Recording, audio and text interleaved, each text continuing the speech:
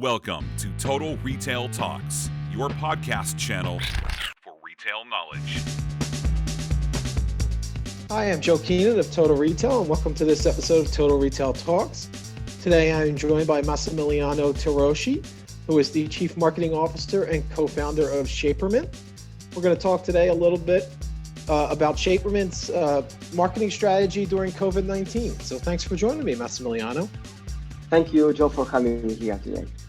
So let's start by having you give us a brief overview of Shapermint for those in our audience that might not be familiar with the company. Sure. So Shapermint is an online retailer that offers curated shapewear and intimate styles from top-rated brands. It's a direct-to-consumer brand. And what is really important about it is actually the strong purpose behind it. That is for us to help every woman to look and feel confident in their own skin. And that is pretty much like what supports the body positive message that we are being spreading since we launched.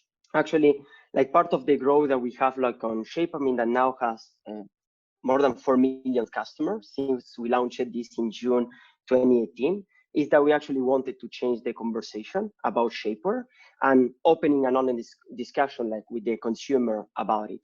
So like in terms of this growth also, that we got like 48% of our customers never tried shapewear before Shapermint. So that means a lot for us as a brand, and it's still a message that we want to continue bringing to the entire industry. Do you want to tell us a little bit about how your products are distributed? Obviously, the direct-to-consumer e-commerce website, any other channels in terms of sales distribution? Yeah, we also have like part of some of our products, and also we have one of the stores like in on Amazon. We are opening also Walmart and Target, like mainly with the name of Shapermint, because we know that a lot of consumers go to these channels and they look it on that way. So it's also part of how we manage our distribution. So how about you personally, Massimiliano? Do you want to tell us a little bit about your background and how you ended up starting Shapermint? Yes, sure. So I'm actually the owner of Shapermint, but also the founder and the owner of the Trafilia Group. That is an e-commerce group that we started back in 2014. That is actually it's a remote company. We have now more than 200 people are working like around the world. And we started like Shapermint now 2 years ago, almost exactly 2 years ago, as we saw like the unattended opportunity in terms of the entire shapewear industry. But in terms of me as a background, we started like, as I was saying, like the Trafilia Group. We were working like selling different type of products. Some of them were like from our own, another with like we were working like as advertiser or working directly with third party brands. And this is where we developed like one of the main strengths that now like Trafilia and also Shapermint has, that is in terms of profitable customer acquisition. So we are really strong in terms of digital marketing and direct response advertising. And that is pretty much like my background. Not only I manage also the part of the marketing side, but I work directly with all the other teams. So in entire day-to-day execution, I'm also part of the one that manage like the different type of priorities inside the company. So that is part of my background. So you mentioned kind of your marketing background there a little bit. So let's talk about, and I alluded to it in our opening in terms of how Shapermint is marketing during this COVID-19 pandemic. Do you want to tell us a little bit about the shift that Shapermint has made in its marketing approach in the past, 3-4 months? Yes. So the initial shift that we have was in March when all the COVID news started like showing up. So initially we have, of course, to regroup as a company, really trying to understand, okay, how this is going to be impacting us. We put like in a fast way a plan in place in terms of like being like, what is the best scenario? What is the worst scenario? Since the beginning, we were looking at it as something that we can overcome and that we can get a good opportunity out of it. So this is part of how we face it, and we adapted pretty fast. So actually like during March, one of the first things that we did was to review what were our brand campaigns. That is something that we have to change because of this situation towards like more corporate social responsibility campaigns.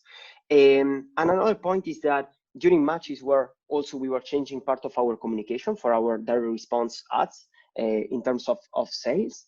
But something interesting happened there since April is that our sales started growing much more than pre-COVID, more than what we have initially forecasted. So actually, like, we are finishing now the Q2 with almost 100% year-over-year growth for the entire quarter. And this is mainly like because department stores were closed and people started buying more online and trying to get their option like online. And as paid media advertising and profitable customer acquisition is part of the mainstream of the company, we took advantage of that opportunity. So I would say the main change and main learning that we got there is that one, like, of course, our branding campaigns needed to shift a little bit more into like to be more relatable and more relevant to, for the situation. And another side, like what we did is that, or like what we noticed based on the data from our customers, is that still they were preferring to buy Shaper even if they were like at home, because they, like the consumer, always buy based on a future pacing. So we did the initial shift in March, trying to feature a little bit more like products like bras or leggings, right, to be used at home. But we noticed that people were still buying the Shaper category much more. So we we adapted our communication for Shaper, but relevant to the situation. And on this way, we were able to continue like scaling. So I would say that our main shift was in terms of how we proactively engage with our community, how we open the conversation there. I want to follow up on that a little bit in terms of how you shifted the conversation with your customer, and tell us a little bit about why the decision was made to make it more of a focus on social responsibility as part of the brand's marketing strategy and pulling back a little bit on kind of that direct selling approach, and more of just kind of having a social conversation with your customers. Yeah, so like consumers actually want more than just a product from a brand. They expect something different.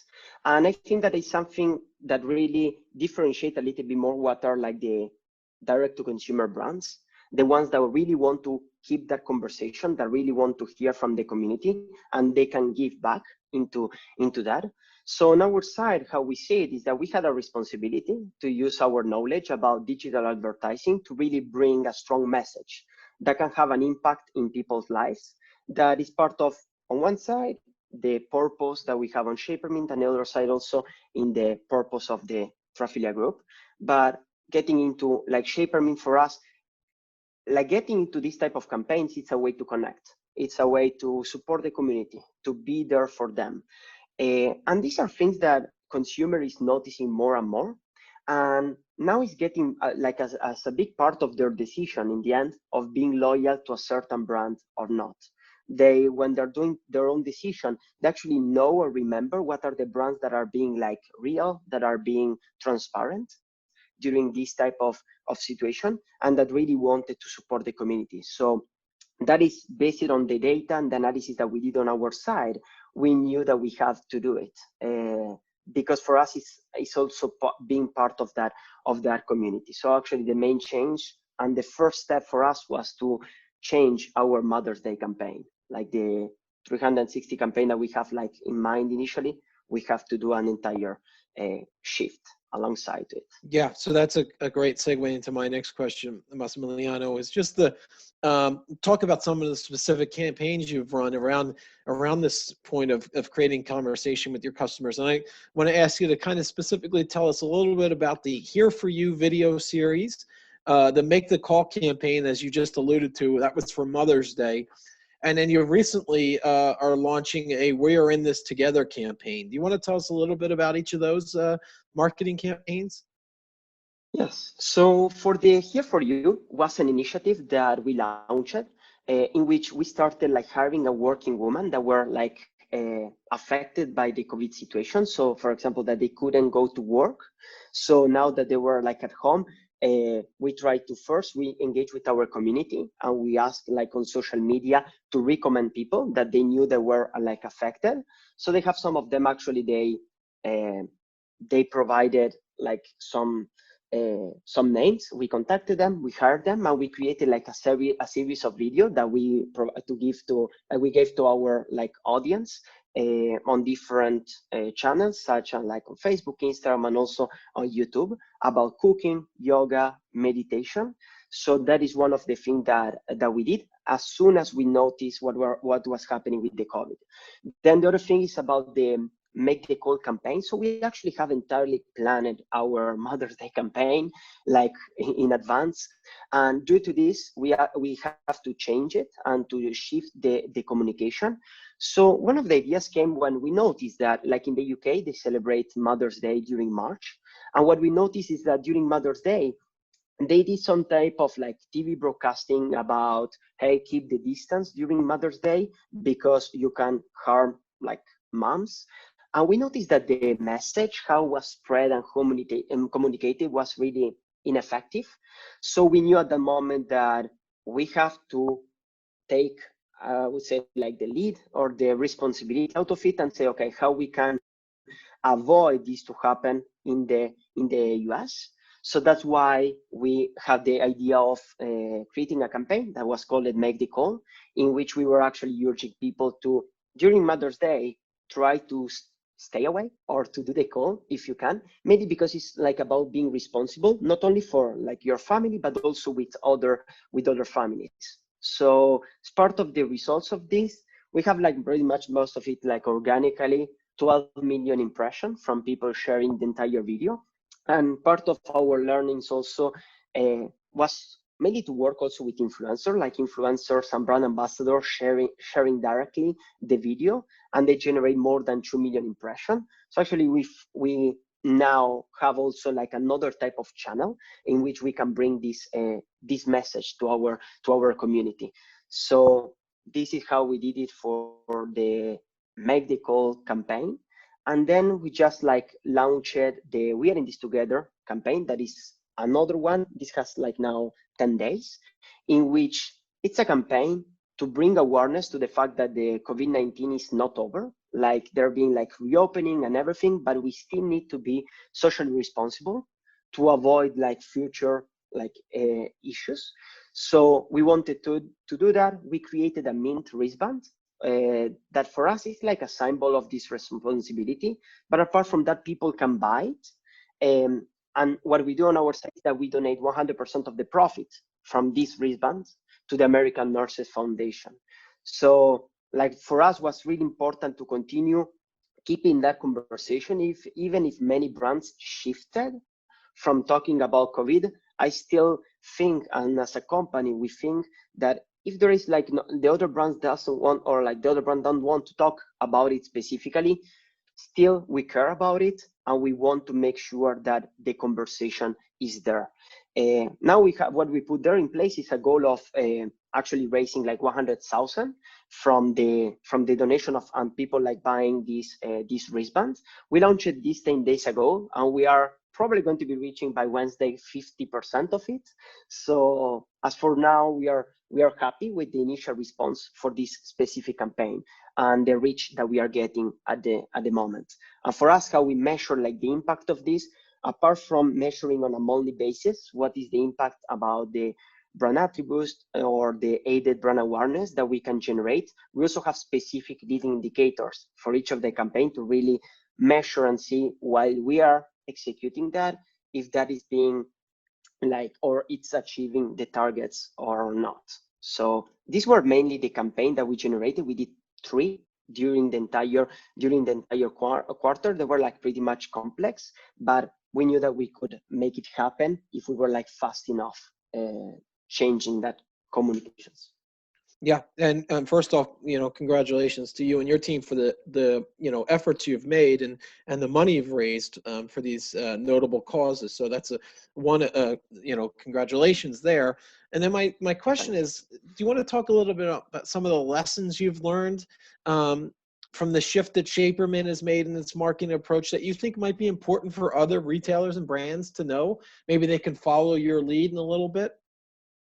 Yeah, so the first thing is that you need to have a flexible structure, maybe like in marketing teams, and process in place that can support that flexibility and speed, because things change pretty quickly. Like the COVID take a lot of brands by surprise, and you need to do a lot of changes. And the most important thing is to actually have a process to support that change if that is needed. Like I was saying before, we are like a remote company. So on our side, like the start working from home was already natural. Even if we have like offices, like office for in certain places, we still have all the process created since the beginning for being like remote. So we didn't have to adapt into that. And the other side, in terms of the company culture, that flexibility actually came from there. Like the culture need to be generated on the way, so people can bring other type of ideas and you can move fast. So I think that is one of the main learning that we got. Like I think that part of the success that then we got during the Q2 was like in terms of how fast we could take decision and shift communication during March. The other point is about always look at data. And mainly like when you want to do a big change in the communication or a big shift, sometimes it's important for you to take the right time to make that decision. Because when a brand does a communication or a stand for something, it's really important for the entire team to analyze the audience, bring the hypothesis of how they could react, how the community can react, and also think about first, second, and third order consequences of doing that. So like when we wanted to do like the change on make the call, we were trying to understand, okay, what is going to be the reaction? What is going to be happening after? How then we can continue having this type of conversation? So it wasn't an easy one, took time, but for us, the most important thing was in terms of data. So we were doing like surveys to our customers. We were using like social listening tools to gather some more information about what were the worries from people during this period. And then another big learning, like most of the learning is something that we use it, and I think it was really important for us to use it, is that we establish control points and making sure that everyone is following leading indicators more than just final results. Because sometimes if you follow a result, you can feel like, or you can identify, you cannot identify potential issues that you have in the entire process. So by following leading indicator, that can generate certain type of alerts that one, maybe the decision that you took wasn't the right one. Two, people is not reacting in the way that you have expected. So it's also important to bring the scenarios that we were talking about before, considering these potential scenarios. So actually what we did is like on our side, we changed it in March to a communication of loungewear and stay at home, okay, during March, in which we were featuring brand control leggings, as I mentioned before. And then we noticed that the bestseller was still shapewear. Now, if we have run that analysis, like after 1 or 2 months, probably we couldn't like have achieved the same type of results. So mainly for us was to try to monitor and follow up all these type of leading indicators in the different touch points. So for example, how is the engagement rate that you are having in social media? What is the return on a spend that you have for different type of communication on the platforms, such as the Facebook, for Facebook and Instagram, YouTube and Pinterest?